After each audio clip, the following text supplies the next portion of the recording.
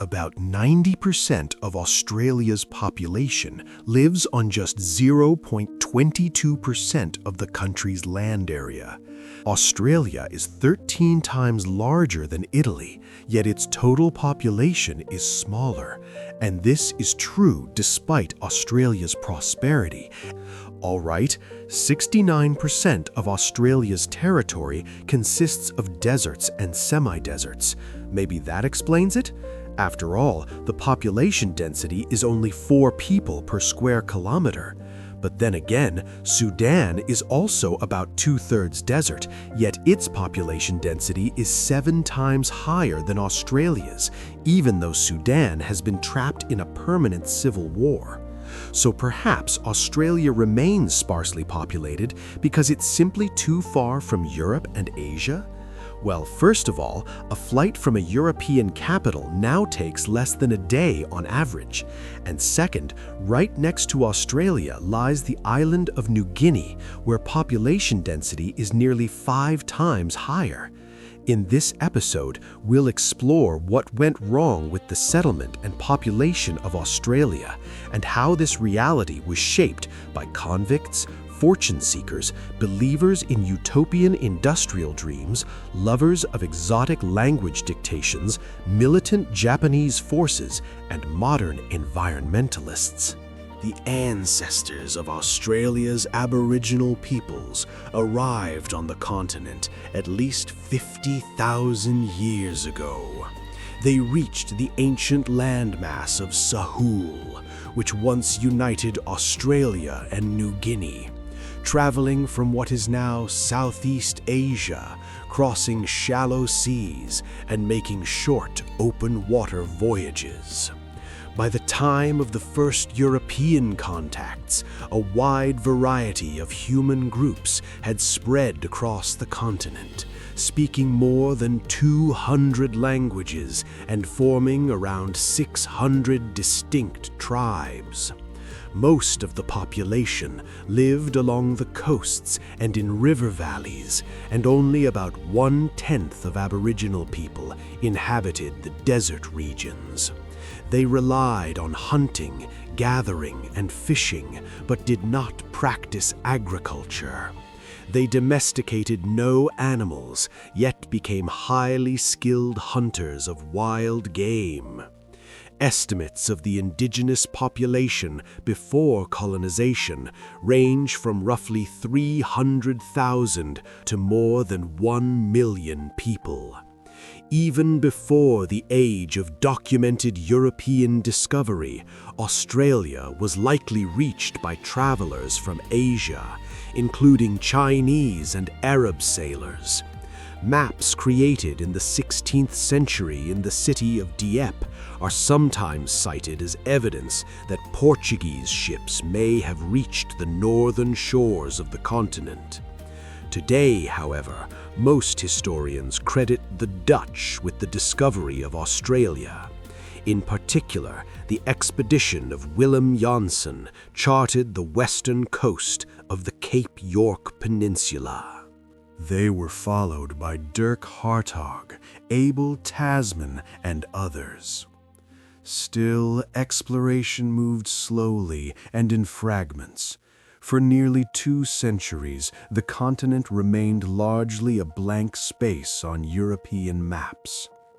Everything changed with the voyage of James Cook, who charted the eastern coastline and claimed it for Britain under the name New South Wales. The first fleet, consisting of 11 ships under the command of Captain Arthur Phillip, reached Port Jackson, where Sydney was founded. Natural harbors, easy access to the sea, a mild climate, and landscapes familiar to Europeans made the coastal regions the obvious choice for early settlements. Thus emerged the colony on the Yarra River, which became Melbourne, the settlement in Moreton Bay, later Brisbane, the Swan River Colony, where Perth was founded, and the free settlement of Adelaide in South Australia. This pattern defined Australia's future settlement map, a narrow belt of coastal cities surrounding a vast, sparsely explored interior. After claiming the land, the British began pushing inland, hoping to find lakes or large areas suitable for agriculture on this extremely dry continent. The Scottish explorer John McDowell Stuart reached what was considered the geographical center of Australia, eventually crossing the continent from south to north, from Adelaide to the region of present-day Darwin. His expeditions confirmed a harsh reality. Australia lacked major water reserves, and only limited areas were suitable for farming. By the mid-19th century, Australia's colonies remained thinly populated.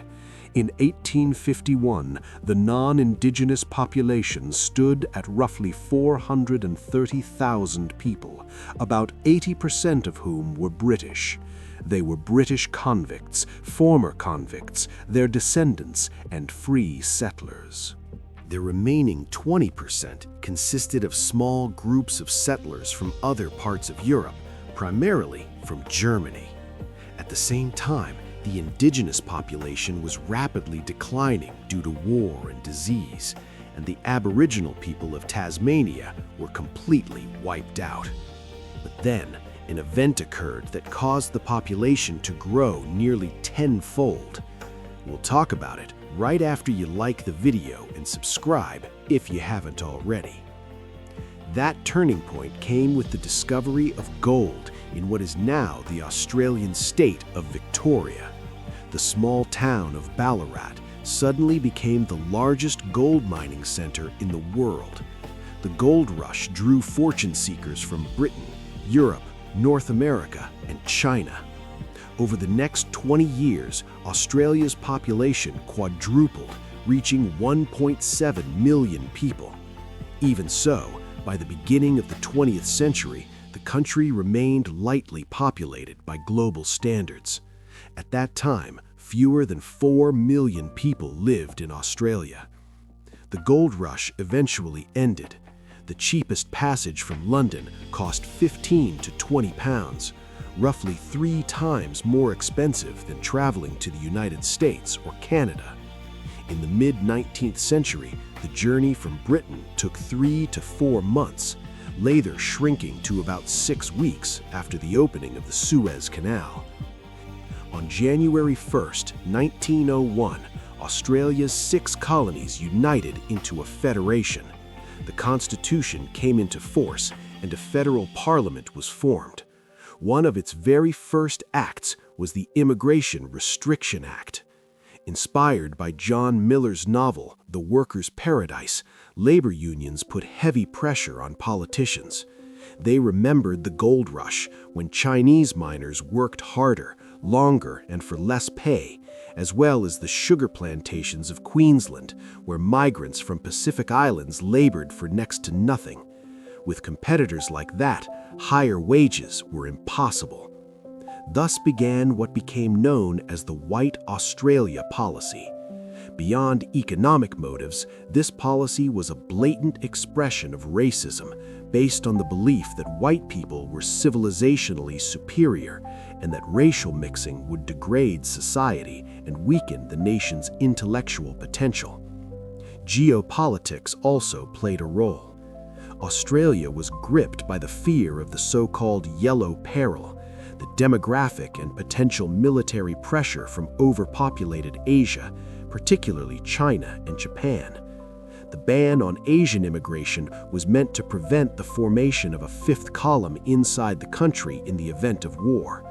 At the same time, Britain pressured Australia to abandon openly racist laws that directly blocked entry to, for example, Japanese allies or subjects of British India. So Australia introduced a language test. It took the form of a dictation, which an applicant had to write in any European language chosen by an immigration officer. This made it extremely convenient to reject unwanted migrants. For example, in 1934, the Czech journalist and polyglot Egon Irvin Kish attempted to attend an anti-fascist gathering in Sydney. Because of his sympathy for communist ideas, the Australian government considered him undesirable, so Kish was given a dictation in Scottish Gaelic.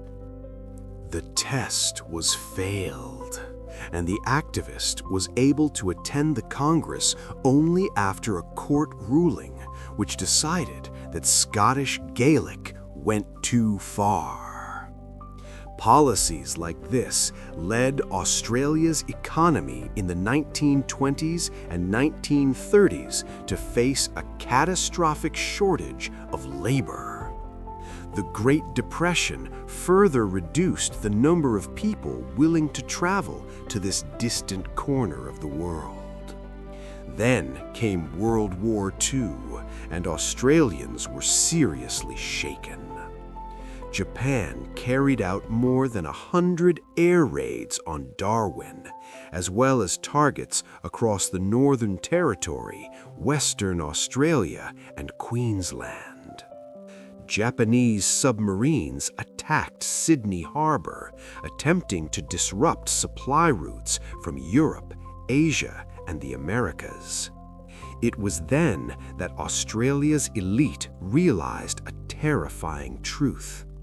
In the event of a direct invasion, there would be no one left to defend the country. Australia had a population of 7 million, while Japan had more than 70 million. As a result, the post-war slogan, "Populate or perish," gained popularity. Immigration Minister Arthur Calwell launched a massive program to attract foreign labor. For the first time, the doors were opened to non-British Europeans, although barriers against non-white migrants remained firmly in place. Between 1945 and the mid-1960s, around 2 million people arrived in Australia. Many passed through the Bonegilla Migrant Reception and Training Center in Victoria, where newcomers underwent medical checks and were assigned by the government to specific jobs. On several occasions, protests erupted in the camp, driven by strict discipline and poor living and food conditions. The White Australia policy was fully dismantled only in 1973. Since then, migrants have arrived from Vietnam, China, India, the Philippines, as well as other countries across Asia and Africa. Even so, people from these regions and their descendants still make up less than 10% of Australia's population today. Another 4% are citizens from indigenous communities, while the rest are of European origin. Within Australia, debates continue over what the country's optimal population size should be. Business leaders facing labor shortages push for more active immigration, but a significant portion of society, along with environmental experts, points to limited water resources, the vulnerability of coastal cities to climate change, and the overcrowding of Sydney, Melbourne, and Brisbane. In practice, government policy balances between these two positions.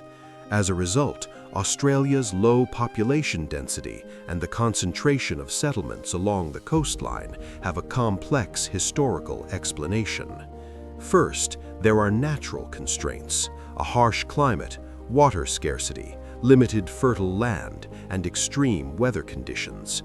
Second, there is Australia's remoteness from global centers, a factor that only truly stopped being decisive in the last 60 to 70 years. And finally, there is the legacy of the racist White Australia policy, whose consequences are still felt today. Could modern irrigation technologies, renewable energy, and advances in transport infrastructure change this reality? Will Australia's central regions ever see large-scale settlement? That seems unlikely. Global warming is making the continent's interior even more extreme and less hospitable. Still, you may see things differently, so let's discuss it in the comments.